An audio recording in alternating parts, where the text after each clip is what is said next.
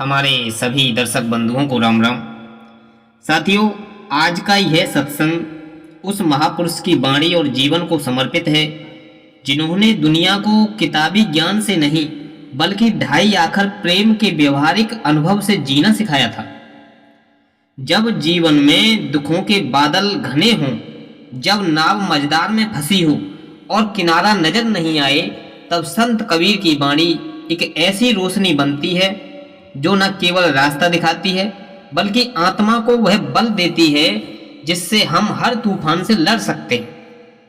साथियों, कबीरदास तो ये कहते थे कि कबीर सोई पीर है जो जाने पर पीर, और जो पर पीर न जानई सो काफिर बेपीर। साथियों, कबीर का अर्थ ही है महान, लेकिन उनकी महानता महलों में नहीं, काशी की उन गलियों में पैदा हुई थी जहां उन्होंने एक जुलाहे के रूप में जीवन जिया।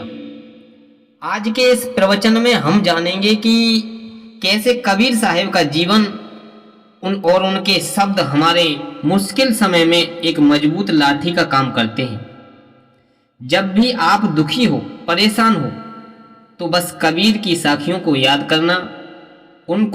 आपको लगेगा उनकी बातें साखियों को पढ़ने के बाद कि परमात्मा आपसे बात कर रहा है। साथियों, संसार का नियम है कि जब तक सुख रहता है हम फूलों की तरह चमकते रहते हैं और ईश्वर को भूल जाते हैं, लेकिन जैसे ही कांटा चुभता है और हमें राम की याद आती है तो कबीर साहब कहते हैं कि दुख में सुमिरन सब करें और सुख में करें ना कोई, और जो सुख में सुमिरन करें तो दुख काहे को होए। मुश्किल समय में अक्सर हम घबरा करके पूछते हैं कि मेरे साथ ही ऐसा क्यों हुआ है, पर कबीर कहते हैं कि यह मुश्किल समय दरअसल ईश्वर का निमंत्रण होता है। यह आपको आपकी असलियत और दुनिया की नश्वरता याद दिलाने आता है। अगर हम सुख के समय भी उतने ही सजग रहें तो दुख हमें कभी विचलित नहीं कर पाएगा। कबीर का जन्म ही संघर्षों के बीच हुआ। समाज ने उन्हें नहीं अपनाया, धर्म के ठेकेदारों ने उन्हें ललकारा, लेकिन उन्होंने कभी अपनी शांति नहीं खोई थी।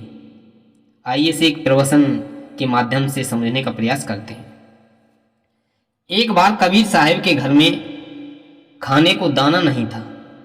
अतिथि घर पर आए। कबीर की पत्नी लोई बहुत परेशान हो गई, तो कबीर ने कहा कि चिंता मत करो, प्रभु की इच्छा होगी तो पत्थर में भी दाना मिलेगा।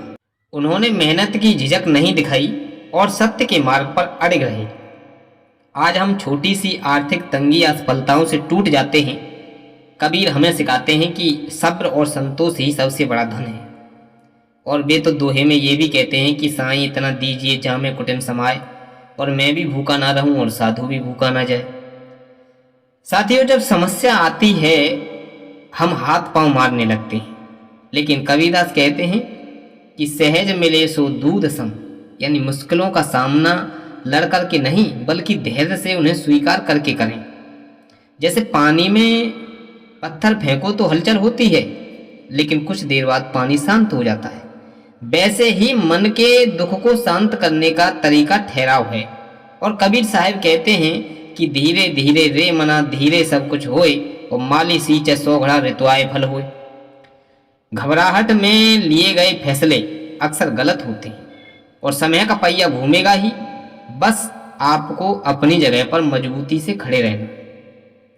कबीर साहब कहते हैं कि हमारा आधा दुख हमारी अना, जिसे हम अहंकार कहते हैं, अहंकार के कारण होता है। हम चाहते हैं कि सब कुछ हमारे हिसाब से हो, जब नहीं होता तो हम टूट जाते हैं। और कबीर कहते हैं कि जब मैं था तब हारे नहीं और अब हारे हैं मैं ना है, प्रेम गले सा करी जामे दोनों समा। मुश्किल समय में अपने में मैं को प्रभु के चरणों में समर्पित कर दो। जब आप कह देते हैं कि प्रभु अब जो है वो तेरा है, तब बोझ आपका नहीं उस विधाता का हो जाता है। मुश्किल समय में गलत सलाह देने वाले बहुत मिलते हैं, पर कबीर कहते हैं कि ऐसे में केवल संत और ज्ञानियों की शरण लेनी चाहिए। और वह दोहे के माध्यम से बताते हैं कि कबीर संगत साधु की ज्यों गंधी का वास, और जो कुछ गंदी दे नहीं तो भी बात सुबास। अच्छी किताबें पढ़ना, कबीर की साखियाँ सुनना या किसी ज्ञानी के सानिध्य में बैठना मन के घावों पर मरहम जैसा काम करता है। साथियों, एक बार काशी के एक सेठ का व्यापार डूब गया था तो वह आत्महत्या करने जा रहा था। तो रास्ते में उसे कबीर साहब मिले जो कपड़ा बुन रहे थे और गुनगुना रहे थे। तो सेठ ने पूछा, बाबा मैं बर्बाद हो गया हूँ और आप हंस रहे हैं।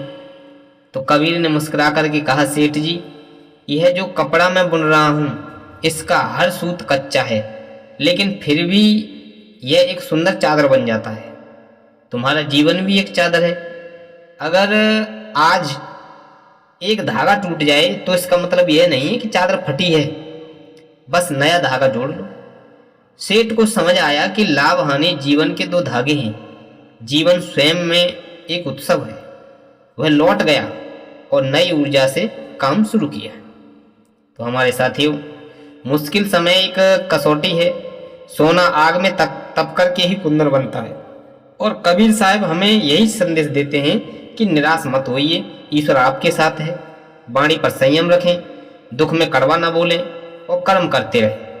फल की चिंता छोड़ करके अपना काम, चाहे वह नौकरी हो या व्यापार हो, वो ईमानदारी से करना चाहिए।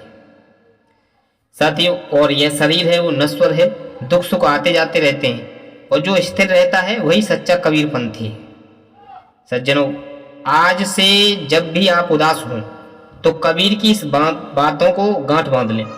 वे कहते हैं कि मन के हारे हार है और मन के जीते जीत। परमात्मा पर भरोसा रखें और अपने भीतर के कबीर को जगाएं। ईश्वर आप सभी के जीवन के अंधकार को दूर करेंगे और आपको वह आत्मबल देंगे जिससे आप पहाड़ जैसी मुसीबत को भी राई के समान समझने लगेंगे। साथियों, यह ज्ञानवर्धक प्रसंग आपके लिए कैसा लगा? आप अपनी कमेंट बॉक्स में राय जरूर दें।